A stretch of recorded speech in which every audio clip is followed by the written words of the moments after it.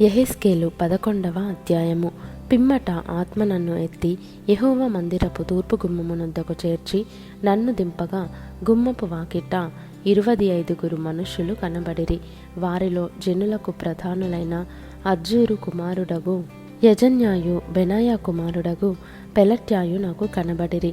అప్పుడాయన నాకిలాగు సెలవిచ్చెను, నరపుత్రుడా, ఈ పట్టణము పచన పాత్రయనియు మరియు మాంసమనియు ఇండ్లు కట్టుకున్న అవసరం లేదనియు చెప్పుకొనుచు ఈ పట్టణంలో పాపము యోచించి దురాలోచన చెయ్యువారు వీరే.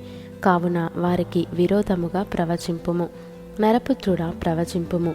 అంతటా యెహోవా ఆత్మ నా మీదికి వచ్చి ఆజ్ఞ ఇచ్చినదేమనగా, నీవు ఈ మాట వారికి తెలియజేయుము. యెహోవా సెలవిచ్చిన మాట ఇదే. ఇశ్రాయేలీయులారా, మీరిలాగున పలుకుచున్నారే, మీ మనస్సున పుట్టిన అభిప్రాయములు నాకు తెలిసేయున్నవి. ఈ పట్టణములో మీరు బహుగా హత్య జరిగించితిరి. మీ చేత హతులైన వారితో వీధులు నిండియున్నవి. కాబట్టి ప్రభువైన యెహోవా సెలవిచ్చినదేమనగా, మీరు హతము చేసి పట్టణంలో పడవేసిన శవములే మాంసము. ఈ పట్టణమే పచన పాత్ర. ఈ పట్టణంలో నుండి మిమ్మును వెళ్ళగొట్టుదును.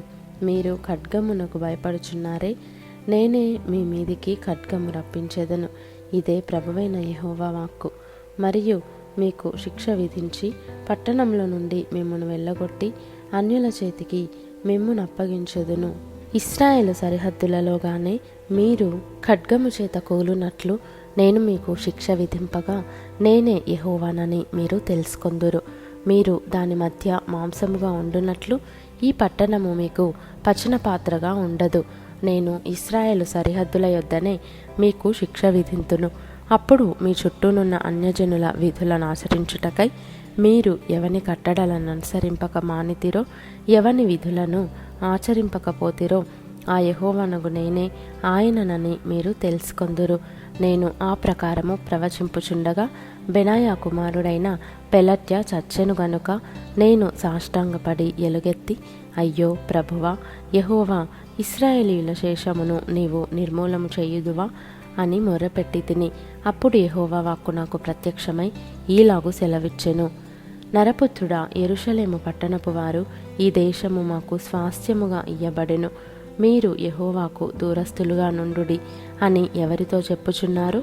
వారందరూ ఇశ్రాయేలీయులై నీకు సాక్షాత్ బంధువులును నీ చేత బంధుత్వ ధర్మము నొందవలసిన వారునై ఉన్నారు. కాబట్టి వారికి ఈ మాట ప్రకటింపుము. ప్రభువైన యెహోవా సెలవిచ్చినదేమనగా, దూరముననున్న అన్యజనులలోనికి నేను వారిని తోలివేసినను, ఆయా దేశములలో వారిని చెదరగొట్టినను. వారు వెళ్ళిన ఆయా దేశములలో కొంతకాలము నేను వారికి పరిశుద్ధాలయముగా ఉందును. కాగా నీవు ఈ మాట ప్రకటింపుము. ప్రభువైన యెహోవా సెలవిచ్చినదేమనగా, ఆయా జనముల మధ్య నుండి నేను మిమ్మును సమకూర్చి మీరు చెదరగొట్టబడిన దేశములలో నుండి మిమ్మును రప్పించి ఇశ్రాయేలు దేశమును మీ వశము చేసేదను. వారు అక్కడికి వచ్చి అక్కడ తాముంచియున్న విగ్రహములను తీసివేసి తాము చేసియున్న హేయక్రియలు చేయుట మానుదురు. వారు నా కట్టడలను నా విధులను అనుసరించి గైకొనున్నట్లు నేను వారి శరీరంలో నుండి రాతి గుండెను తీసివేసి వారికి మాంసపు గుండెను ఇచ్చి వారికి ఏక మనస్సు కలుగజేసి వారి యందు నూతన ఆత్మ పుట్టింతును. అప్పుడు వారు నాకు జనులయుందురు, నేను వారికి దేవుడనై ఉందును. అయితే తమ విగ్రహములను అనుసరించుచు తాము చేయుచు వచ్చిన హేయక్రియలను జరిగింపబూను వారి మీదికి తమ ప్రవర్తన ఫలము రప్పింతును. ఇదే ప్రభువైన యెహోవా వాక్కు. కెరూబులు తమ రెక్కలు చాచెను, చక్రములను వాటి ప్రక్క నుండెను. అంతలో ఇశ్రాయేలీయుల దేవుని మహిమ వాటికి పైన నుండెను.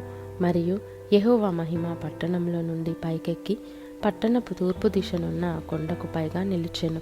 తరువాత ఆత్మ నన్ను ఎత్తి నేను దైవాత్మ వశుడను కాగా దర్శనములో నైనట్టు కల్దీయుల దేశమునందు చెరలో ఉన్న వారి యొద్దకు నన్ను దింపెను. అంతలో నాకు కనబడిన దర్శనము కనబడకుండా పైకెక్కెను.